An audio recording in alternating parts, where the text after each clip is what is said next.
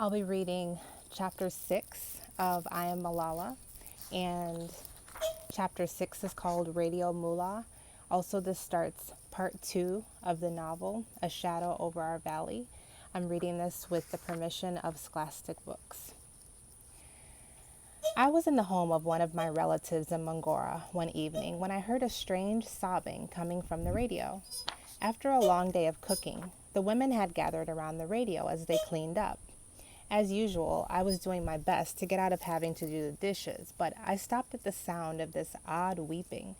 At first, it sounded like just another imam giving advice about how to live a virtuous life. Quit smoking, he told the men, and pray daily. The women murmured in approval, my mother among them. Then he began to cry. Stop listening to music, he begged. Stop going to the movies. Stop dancing. Stop, he begged, or God will send another earthquake to punish us all. Some of the women began to cry. Terrifying memories of the earthquake the previous year were fresh in their minds. Some of them had buried children and husbands and were still grieving. I knew that what this radio mullah was saying wasn't true. An earthquake is a geological event that can be explained by science, I wanted to tell them.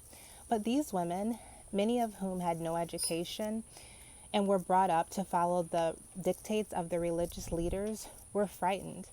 As the mullah wept, so did they. Even at school, all that my friends could talk about was the radio mullah, although my father had told us not to listen.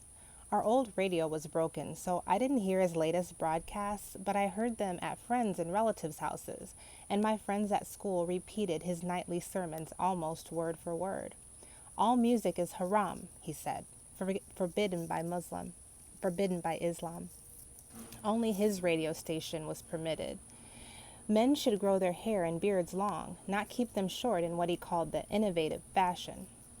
And women, he said, should stay at home in purdah quarters at all times. They should go out only in emergencies and only wearing a burqa and only with a male relative. At first, my mother had enjoyed his sermons when she listened to them with our relatives, especially when he spoke about the need for daily prayer. People, especially women, romanticized him. People thought that he was a good interpreter of the Holy Quran and admired his charisma. They liked his talk of bringing back Islamic law because everyone was frustrated with the slow and corrupt Pakistani justice system. His followers chanted poems that sounded beautiful but were in fact messages to motivate girls to stop going to school. My father disapproved of him from the very beginning. No radio mullah is going to tell me what to do. This mullah, he declared, is nonsense and trouble. Don't speak that way, my mother told him. God will be angry with you. My father turned out to be right.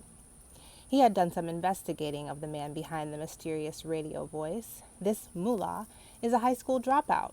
He doesn't even have religious credentials. This so-called mullah is spreading ignorance.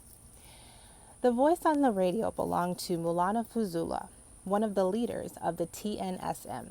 His followers had helped so many people after the earthquake, but he was taking advantage of the trauma to instill fear in them too. Soon Fuzullah's attacks became more personal.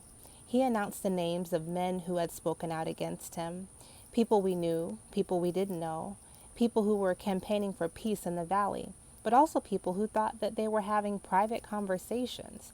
They were all suddenly publicly called sinful. It was as if this radio mullah and his men could see through walls. Now that I was getting older, it wasn't so easy to sit in on the men's discussion without being noticed, so I offered to serve them tea, if only so that I could hear what matters they were discussing. In those days, there were only two topics of conversation, the radio mullah and the fighting across the border in Afghanistan.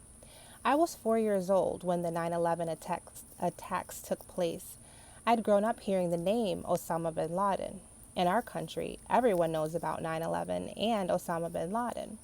It was said that he had planned those attacks not far away, in Afghanistan, and for several of the past years, the United States and its allies had been fighting a war to find him and to defeat Al-Qaeda and the Taliban government in Afghanistan, which was protecting him. The Taliban, as soon as I would hear that word, my ears would perk up. I'd think back to the conversation I'd had with my father when we were in Shangala. The Taliban seemed like something far away then, something bad in a distant place. Many of my father's friends believed that despite how popular Fazula was becoming and his association with the Taliban in Pakistan, they were still too far away to be a concern. But he warned them that there would come a day when the Taliban would reach our valley. They are already in the tribal belt, he said, and they are coming nearer. Then he quoted a proverb, coming events cast their shadows before.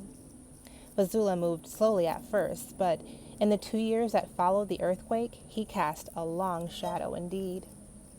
I was growing up, and for the first time, it occurred to me that our world was changing before my eyes, and not for the better.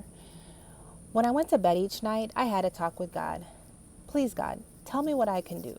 I am a small girl, but maybe you have a small job for me? I woke up one day with a plan. I would ignore all this Fazula gossip when I got to school. My friends and I should be talking about Bella and Edward or Fruity from the Indian TV show Son Pari. If these topics were off limits for the time being, we could talk about cricket or annoying little brothers or 100 other things. But when I arrived at school, my friends were all huddled in the corner talking about the latest sermon. The night before, Fazula had announced that schools for girls were haram. This man had just declared our peaceful sanctuary forbidden by the Holy Quran. He was only one voice on the radio then. What we didn't know was that he would go much further in his campaign against girls' schools in the days ahead. That was chapter 6. The next one I'll read is chapter 7, and look out for your discussion questions. You guys are doing a great job keeping up. Thank you.